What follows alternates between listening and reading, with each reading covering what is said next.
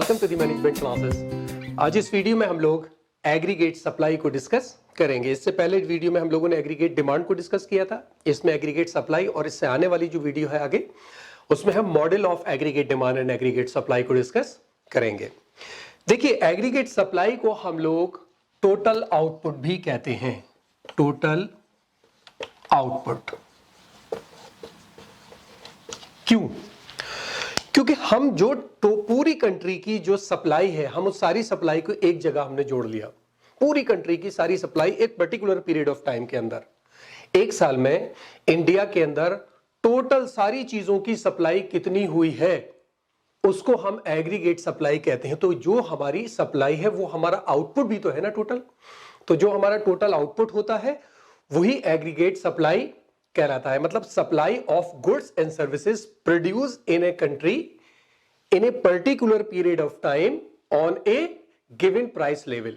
एक particular price level पर एक पर्टिकुलर पीरियड में किसी कंट्री के अंदर जो टोटल सप्लाई की गई है उसको हम एग्रीगेट सप्लाई कहते हैं। या इसको आप यूं भी कह लीजिए कि total output of goods and services that firms willing and able to sell on a given price level particular period of time के अंदर। यानी फर्म्स एक कंट्री की सारी मिलकर एक पर्टिकुलर प्राइस लेवल पर अपने प्रोडक्ट को प्रोड्यूस और सप्लाई करने की विलिंगनेस हो उनमें और एबिलिटी हो। अगर विलिंगनेस है और एबिलिटी है और उस पर दोनों चीज मिल गई और उन्होंने सप्लाई कर दी, तो वो टोटल सप्लाई एग्रीगेट सप्लाई कहलाती है। जनरली हम लोग कहते हैं ना कि सप्लाई ऑफ इंडिया, इंडिया की सप्लाई, चाइना की सप्लाई, तो हम एग्रीगेट सप्लाई ही की बात करते हैं। सप्लाई ऑफ अमेरिका, अमेरिका की सप्लाई, तो वो एग्रीगेट सप्लाई की हम बात कर रहे हैं। कर्व आप लोग जानते ही हैं। अगर हम कर्व को कहें तो हम कहते हैं कि curve which represent the relationship between the price and the aggregate supply is called a supply curve. ये सप्लाई कर्व है, ठीक है। देखिए, यहां हम एग्रीगेट सप्लाई लें। अच्छा, एग्रीगेट सप्लाई क्या कह रही है कि टोटल कंट्री की जितनी सप्लाई है उसको मिलाना। तो बेसिकली वो हमारा ये टोटल आउटपुट है। आउटपुट मेथड से हम जीडीपी भी कैलकुलेट करते हैं। तो बेसिकली ये हमारा क्या हो जाता है, रियल जीडीपी। तो इस केस में जब हम एग्रीगेट सप्लाई की बात करते हैं तो उसमें हम रियल जीडीपी लेते हैं एक्स एक्सिस पर, जो हमारा बेसिकली एग्रीगेट सप्लाई है, क्वांटिटी जो भी हम यहां पर ले रहे हैं। और ये पी जो है ये प्राइस लेवल है, लेकिन ये जर्नल प्राइस, किसी पर्टिकुलर कमोडिटी का प्राइस नहीं है, ये जर्नल प्राइस लेवल है, total price level, overall price level of a country. तो ये कंट्री का प्राइस लेवल हुआ, ये उसका रियल जीडीपी हो गया, ये आपका एग्रीगेट सप्लाई कब हो गया, जो रिप्रेजेंट कर रहा है कि जैसे जैसे आपके प्राइस बढ़ेंगे सप्लाई बढ़ती जाएगी। यही तो लॉ ऑफ सप्लाई कह रहा है। लॉ ऑफ सप्लाई ये तो कहता है कि there is a direct relationship between the price as well as the supply. तो एग्रीगेट सप्लाई भी उसी हिसाब से बढ़ेगी, ठीक है। तो यहां मैंने सिर्फ इसके कर्व का आइडिया दिया है। दरअसल हम जो इसको डिस्कस करेंगे तो हम लॉन्ग रन और शॉर्ट रन के अंदर इसको डिस्कस करेंगे। तो लॉन्ग रन के अंदर हम लॉन्ग रन कर्व को डिस्कस करेंगे और शॉर्ट रन के अंदर शॉर्ट रन को। पहले तो ये जाने कि why long run aggregate supply and short run aggregate supply. हम इसको अलग अलग पढ़ ही क्यों रहे हैं? क्या रीजन है कि हमने दोनों को अलग अलग पढ़ना? हम एक साथ पढ़ सकते हैं। देखिए, जो हमारा टाइम फ्रेम है बेसिकली ये एक, जनरली हम पर्टिकुलरली एक ईयर में उसको लेकर चलते हैं। ये जो टाइम फ्रेम है ये बहुत इंपॉर्टेंट होता है जब हम सप्लाई की बात कर रहे हैं। क्यों? क्योंकि जिस स्पीड से डिमांड चेंज होती है उस स्पीड से सप्लाई चेंज नहीं होती। डिमांड तो क्विकली चेंज हो जाती है, तो वो एक पर्टिकुलर पीरियड ऑफ टाइम के अंदर आपने उसको चेंज कर लिया, लेकिन सप्लाई को चेंज होने में वक्त लगता है, समय लगता है। इसलिए इसको अलग अलग पढ़ना पड़ता है। सप्लाई को शॉर्ट रन में भी देखना पड़ता है और लॉन्ग रन में भी। देखिए, मान लीजिए डिमांड एकदम चेंज हुई, डिमांड बढ़ गई किसी प्रोडक्ट की, ठीक है। लेकिन अब शॉर्ट रन के अंदर तो वो किसी तरीके से सप्लाई को बढ़ा सकते हैं, रॉ मटेरियल या वेरिएबल फैक्टर्स को चेंज करके, लेकिन लॉन्ग रन में नहीं कर सकते हैं। लॉन्ग रन में चेंज करने के लिए उनको नई इंडस्ट्री लगानी होगी, नई सेटअप करने होंगे, फिक्स कैपिटल को चेंज, बहुत सारे काम होते हैं। ठीक है, तो डिमांड तो चेंज हो गई, सप्लाई नहीं हो सकती। इसी तरह कम करना हो तो डिमांड तो एकदम कम हो जाएगी, लेकिन सप्लाई नहीं हो पाएगी। सप्लाई को अगर लॉन्ग रन में चेंज करना है तो फिर उनको प्लांट बेचने होंगे, प्लांट खत्म करने होंगे, लेबर को निकालना होगा। ये कोई एक दो दिन का टास्क नहीं है, इसमें वक्त लगता है। इसलिए हम इसको लॉन्ग रन और शॉर्ट रन को अलग अलग पढ़ते हैं। तो पहले हम पढ़ेंगे शॉर्ट रन एग्रीगेट सप्लाई। ठीक है, पहले हम शॉर्ट रन एग्रीगेट सप्लाई को डिस्कस करेंगे, इसके बाद हम फिर लॉन्ग रन एग्रीगेट सप्लाई को डिस्कस करेंगे। देखिए, शॉर्ट रन के अंदर सिंपल है, हमें मान के चलते हैं कि जो हमारे कैपिटल फैक्टर्स हैं, कैपिटल जो है हमारा वो फिक्स्ड है। ठीक है, हम फिक्स फैक्टर लेके चलते हैं, जो बल्कि इसको लेवल ऑफ कैपिटल आप कहिए, लेवल ऑफ कैपिटल जो है हमारा वो फिक्स है। शॉर्ट रन और लॉन्ग रन में क्या फर्क है? शॉर्ट रन के अंदर फिक्स और वेरिएबल फैक्टर होते हैं, लॉन्ग रन के अंदर सिर्फ वेरिएबल फैक्टर होते हैं। तो जो हम शॉर्ट रन एग्रीगेट सप्लाई की बात कर रहे हैं, तो हमारे लेवल ऑफ कैपिटल तो फिक्स है। इस जगह पर जब हमारा लेवल ऑफ कैपिटल फिक्स है, तो अगर प्रोडक्शन को बढ़ाना है या घटाना है, तो सिर्फ आप वेरिएबल फैक्टर्स में चेंज ला सकते हैं। जो एग्जिस्टिंग टेक्नोलॉजी है उसको चेंज कर सकते हैं, लेबर को बढ़ा सकते हैं, या जो आपका रॉ मटेरियल रोज बरोज हम खरीद रहे हैं उसको हम चेंज कर सकते हैं। हम अपने प्लांट को चेंज नहीं कर सकते, हमारी जो टेक्नोलॉजी उसमें न्यू टेक्नोलॉजी को हम इंट्रोड्यूस नहीं कर सकते, ये सारे काम हम नहीं कर सकते हैं। इसलिए यहां पर शॉर्ट रन के अंदर जब हमें सप्लाई को चेंज करना होगा तो सिर्फ वेरिएबल फैक्टर्स को चेंज करेंगे, चाहे वो लेबर हो, रॉ मटेरियल हो, वो रॉ मटेरियल जो डे टू डे चेंज होता है, या फिर जो आपकी एग्जिस्टिंग टेक्नोलॉजी है उसको अपडेट कर लें। आप इस तरीके से कर सकते हैं। इसमें जो कर्व बनेगा वो हमारा कर्व वही है, अपवर्ड स्लोपिंग है फ्रॉम लेफ्ट टू राइट। ये हमारा एग्रीगेट सप्लाई कर्व है। यहां आपकी रियल जीडीपी हो गया और ये आपका प्राइस लेवल हो गया। ठीक है, ये आपकी एग्रीगेट सप्लाई है, जो आपको बता रही है कि जैसे जैसे प्राइस बढ़ेंगे आपकी जीडीपी बढ़ती चली जाएगी। अब देखिए, जब आपका सपोज कर लीजिए, मान लीजिए ये आपकी डिमांड थी और ये आपका इक्विलिब्रियम पॉइंट आ गया था। ठीक है, अब आप सपोज करिए कि किसी तरीके से प्राइस बढ़े, प्राइस यहां आ गए, तो जाहिर है जब प्राइस बढ़ेंगे तो सप्लाई बढ़ती है, और उस टाइम में जाहिर हम मान के चलने डिमांड भी बढ़ रही है। प्राइस तो उसी वक्त बढ़ेंगे जब डिमांड बढ़ेगी, है ना। तो इस केस में आपका डिमांड कर्व शिफ्ट कर जाएगा, क्योंकि यहां डिमांड चेंज हो रही है सप्लाई चेंज होने की वजह से। ठीक है, इसका मतलब इस टाइम में जो शिफ्ट होगा, जो चेंजेस आएंगे वो अलोंग द कर्व होंगे। यहां जो चेंज आएगा सप्लाई के अंदर वो अलोंग द कर्व होंगे। Change in supply, change in supply कहलाएगा ये।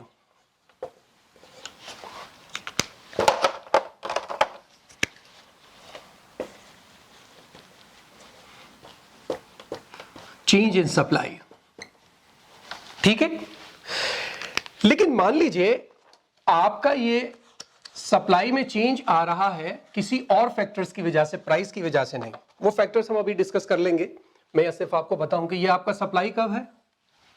ठीक है, अब आपके सप्लाई कर्व में चेंज आ रहा है, मान लीजिए किसी वजह से, किसी और फैक्टर की वजह से आपकी सप्लाई चेंज हो गई। ये आपका पहले एग्रीगेट सप्लाई थी, ये एग्रीगेट डिमांड हो गई आपकी, ये आपका इक्विलिब्रियम हो गया। ठीक है, अब मान लीजिए सप्लाई किसी वजह से आपकी कम हो गई, सप्लाई कम हुई किसी और वजह से, प्राइस की वजह से नहीं।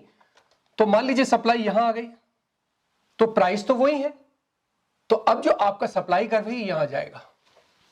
प्राइस तो चेंज नहीं हुए, सप्लाई कर्व आपका यहां जाएगा और एक दूसरा इक्विलिब्रियम मिल जाएगा आपको। इसको कहते हैं shift in aggregate supply, shift in aggregate supply. ठीक है, ये समझ में आ गया आपको? सप्लाई क्या होती है, शॉर्ट रन सप्लाई क्या होती है, सप्लाई कर्व कैसे कहते हैं, और एग्रीगेट सप्लाई कर्व में चेंज इन सप्लाई कब होगा और शिफ्ट इन एग्रीगेट सप्लाई कब होगा। अब देखिए कौन से फैक्टर्स हैं जो इस शिफ्ट के लिए जिम्मेदार होते हैं, किस वजह से ये चेंज होता है। ठीक है, तो उसको हम क्या कहेंगे, factors affecting short run aggregate supply. Factors affecting short run aggregate supply, ये वो फैक्टर हैं जिससे कि कर्व शिफ्ट कर जाता है। उसमें क्या है, price of raw material, price of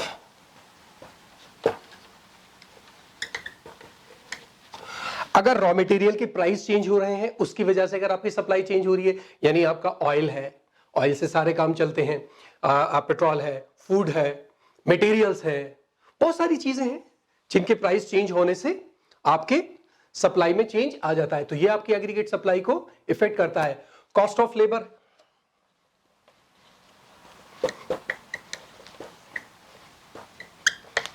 अगर कॉस्ट ऑफ लेबर में चेंज है, लेबर सस्ती होगी तो जाहिर है फिर आपकी प्रोडक्शन कॉस्ट कम हो जाएगी, लेबर महंगी होगी तो प्रोडक्शन कॉस्ट बढ़ जाएगी। टैक्स लगाने पड़ते हैं आपको, रेगुलेशंस हैं, उनकी वजह से वेजेस बढ़ जाती हैं। ठीक है, तीसरा होता है level of tax and subsidies, level of tax and subsidies. Government आपको या सब्सिडीज दे या आपके ऊपर टैक्स लगा दे, इससे आपकी सप्लाई पे चेंज होगा। अगर मान लीजिए आपके उन्होंने गवर्नमेंट ने आप पे टैक्स लगा दिया तो जाहिर आप कॉस्ट बढ़ गई, आपकी सप्लाई कम हो जाएगी। सब्सिडी दे दी तो आप सप्लाई को बढ़ा देंगे। ये प्राइस से असर नहीं पड़ रहे तो ये शिफ्ट करते हैं। तो ये वो फैक्टर हैं जिनकी वजह से आपकी सप्लाई चेंज होती है। ठीक है, अब बात करते हैं लॉन्ग रन सप्लाई कर्व की।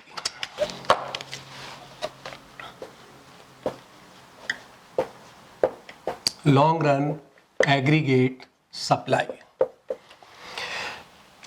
इसमें तो आपको पता है लॉन्ग रन एग्रीगेट सप्लाई के अंदर, लॉन्ग रन सप्लाई की जब हम बात करते हैं तो सारे फैक्टर्स वेरिएबल होते हैं। इसके अंदर कोई भी फैक्टर फिक्स नहीं होता। अगर आपको बढ़ाना है प्रोडक्शन या घटाना है तो आप सारे के सारे फैक्टर्स एक साथ चेंज कर सकते हैं। यहां पर सप्लाई के ऊपर प्राइस का कोई इफेक्ट नहीं होता। लॉन्ग रन के अंदर सप्लाई फिक्स हो जाती है, एक लेवल तक पहुंचते हैं, वहां जाके जहां लगता है ना कि हाँ अब हमें मैक्सिमम प्रॉफिट हमें यहां मिल रहा है, वहां पर अपनी सप्लाई फिक्स कर देते हैं। फिर आपके प्राइस कुछ भी हो, कुछ भी चेंज होते रहे।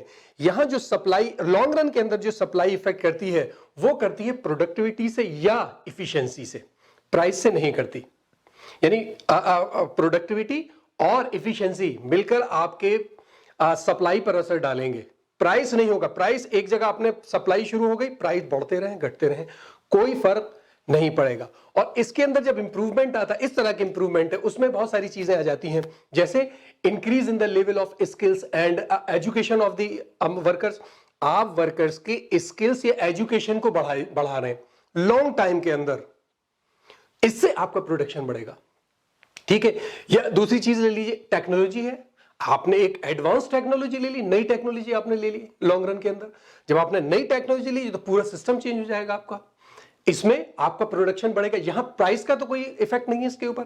यहां तो आपकी जो डिमांड सप्लाई में चेंज आ रहा है वो आपने नई टेक्नोलॉजी ली है इसकी वजह से। या फिर आप कह लीजिए इंक्रीज इन द कैपिटल, आपका कैपिटल ही बढ़ गया, आपने सोचा कि नहीं मुझे इतना पैसा और लगाना है, और आपने कुछ मशीन और खरीदी, एक और कंपनी बना ली और उसका एक प्रोडक्शन वहां भी शुरू कर दिया, उससे आपका सप्लाई बढ़ जाएगी। जब सप्लाई बढ़ जाएगी तो फिर आपकी एग्रीगेट सप्लाई पे असर पड़ेगा। यहां फिर मैं कह रहा हूं कि प्राइस से कोई असर नहीं है।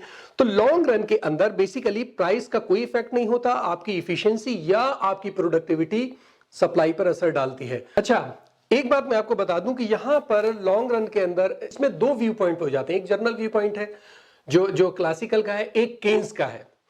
क्लासिकल का तो सिंपल है, जो मैंने बताया वही वाला है कि ये सिंपल आपका कर्व है। पहले हम लॉन्ग कर्व की बात करें। देखिए ये लॉन्ग रन कर्व होता है, long long run aggregate supply, ये आपका रियल जीडीपी आ गया और ये आपका ओवरऑल प्राइस लेवल आ गया। ये आपका लॉन्ग रन एग्रीगेट सप्लाई हो गया। अब यहां आपका जो जीडीपी है, ये प्राइस लेवल कुछ भी हो जाए, बढ़े घटे, ये प्राइस लेवल यही रहता है। यहां प्राइस लेवल पर कोई चेंज नहीं आता। केन्स कहते हैं कि लॉन्ग रन के अंदर एक पर्टिकुलर पॉइंट आने तक आपका कर्व इलास्टिक होता है। यानी क्लासिकल तो कहते हैं कि परफेक्टली इनइलास्टिक है, कोई चेंज नहीं आ रहा प्राइस से इसके अंदर, लेकिन केन्स का कहना यह है कि एक पर्टिकुलर पॉइंट तक सप्लाई आपकी प्राइस इलास्टिक रहती है और जब वो पॉइंट अचीव कर लिया जाता है तो वो कंप्लीटली इनइलास्टिक हो जाती है। वो कहते हैं कि एक पॉइंट है जो आपने फिक्स कर लिया, वहां तक तो ये इलास्टिक होती है और उस पॉइंट के बाद ये कंप्लीटली इनइलास्टिक हो जाती है। देखिए यहां तक तो ये इलास्टिक है, मान लीजिए आपका डिमांड कर्व है,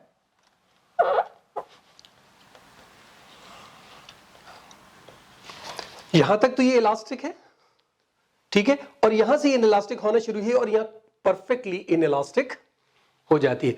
तो ये केन्स का आइडिया है। केन्स ने कहा कि लॉन्ग रन के अंदर जो आपकी सप्लाई है वो एक पॉइंट तक इलास्टिक रहती है और जब इकोनॉमी वो पॉइंट को अचीव कर लेती है उसके बाद सप्लाई कंप्लीटली इनइलास्टिक हो जाती है। ठीक है, अब ऐसे कौन से पॉइंट हैं जिससे कि ये एग्रीगेट सप्लाई इफेक्ट करती है? ठीक है, factors affecting long run aggregate supply. वो कौन से फैक्टर्स हैं जो लॉन्ग रन एग्रीगेट सप्लाई को इफेक्ट करते हैं? उसके अंदर पहला है availability of land and raw material.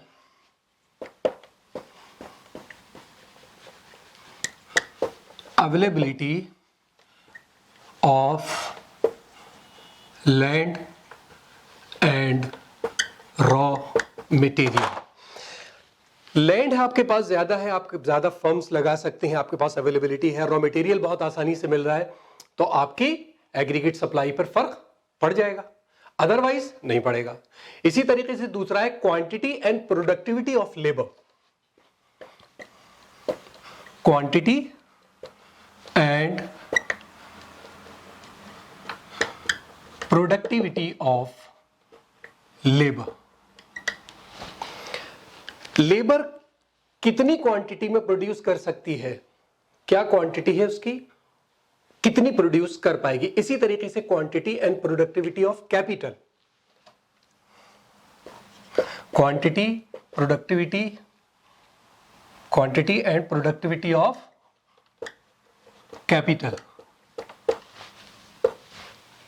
ठीक है, इसका भी डायरेक्ट आपके लॉन्ग रन सप्लाई के ऊपर, एग्रीगेट सप्लाई के ऊपर फर्क पड़ेगा। कितनी क्वांटिटी में कैपिटल प्रोड्यूस कर सकता है, क्या रेशो है, इसका भी असर पड़ता है। या फिर टेक्नोलॉजी इंप्रूवमेंट।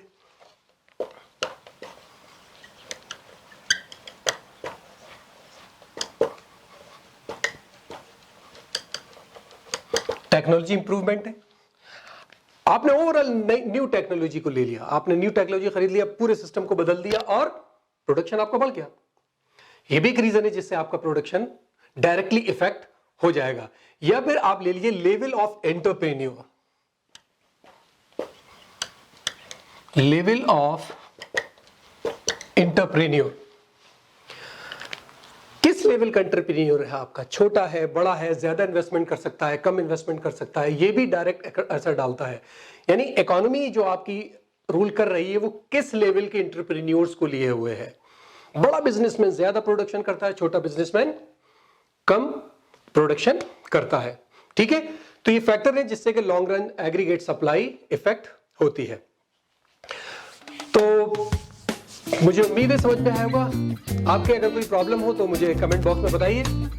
ठीक है, इस वीडियो में इतना ही। Thank you so much.